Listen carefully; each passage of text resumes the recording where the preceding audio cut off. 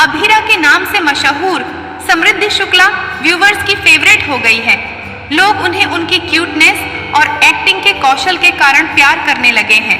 पर उनके पास सिर्फ क्यूटनेस ही नहीं बल्कि बहुत अधिक मैच्योर, डाउन टू अर्थ और हार्ड वर्किंग होने की खूबी है।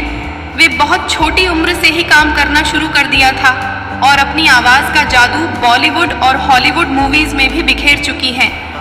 लेकिन उनकी करियर की शुरुआत कितनी पढ़ी लिखी है और उन्होंने अपना रास्ता कैसे तय किया है, इस रिश्ते का नाम क्या है और क्या कंट्रोवर्सीज उनकी ज़िंदगी से जुड़ी हैं और आखिर किससे डेट कर रही हैं, इन सब के बारे में समृद्धि शुक्ला की ज़िंदगी से जुड़ी कई अनजानी बातें आपको इस वीडियो में बताई जाएंगी। इसलिए इस वीडियो को देखने के लिए आप एंड तक ज़रूर बने रहें। लेकिन पहले मैं आप सभी से रिक्वेस्ट करूंगी कि आप इस वीडियो को एंड तक ज़रूर देखें और चैनल को सब्सक्राइब करें। समृद्धि शुक्ला का जन्म 14 नवंबर 1985 को उनके नन्हे निवास कानपुर में हुआ था, लेकिन उनकी परवरिश से लेकर स्कूलिंग तक सब कुछ मुंबई, महाराष्ट्र से हुआ। उनका पिता पवन शुक्ला एक वॉइस ओवर आर्टिस्ट हैं, जिन्होंने वॉइस आर्टिस्ट के रूप में करियर बनाने से पहले टीवी शो महाभारत में भी काम किया था।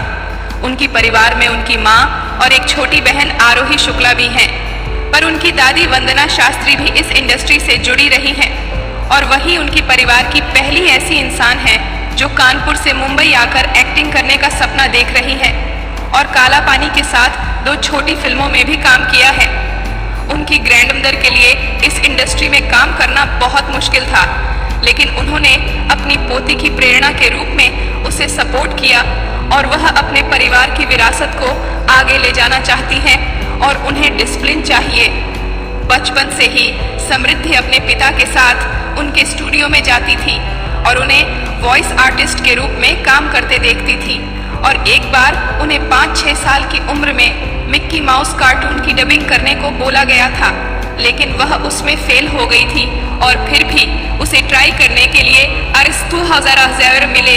बाद में उन्हें छोटा भीम में कालिया की आवाज़ के लिए भी सिलेक्ट किया गया था।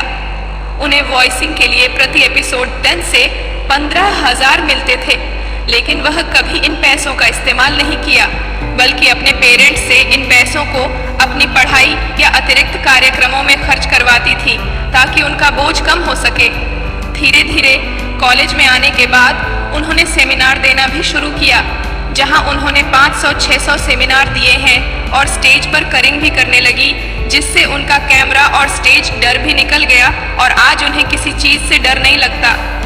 जहां पहले वह बहुत अंतर्निहित थी, वहां समय के साथ उनकी ओवरऑल पर्सनालिटी डेवलप हो गई है। उन्हें उनके टैलेंट और सौंदर्य की वजह से एक रात का शूट का ऑफर मिला, जिसमें उन्हें राज ज्वेलरी के लिए मॉडल के रूप में चुना गया था और वह उस अवसर को ग्रैब कर लिया, जो उनकी पहली आधिकारिक फिल्म थी और टीवी पर उनकी पहली आधिकारिक कार्यकारी चरित्र है। सावी शो के लिए उनका ऑडिशन लगातार हो गया था। जैसा कि उन्होंने अपेक्षित किया था, उनका ऑडिशन ऐसा नहीं गया और 2 महीने तक कोई कॉल भी नहीं आया, लेकिन 2 महीने बाद फिर से उन्हें बुलाया गया और उन्हें लीड रोल के लिए चुना गया। इससे पहले भी उन्हें एक मूवी कार्यकारी चरित्र के लिए चुना गया था, लेकिन सावी ही उनका पहला आधिकारिक रोल हुआ।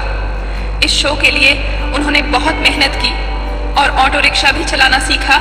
इन शोज में काम करते समय समृद्धि वॉइस ओवर आर्टिस्ट के रूप में भी अपने समय का प्रबंधन करती हैं और उन्हें यह करियर हमेशा सबसे ऊपरी प्राथमिकता पर रहेगा।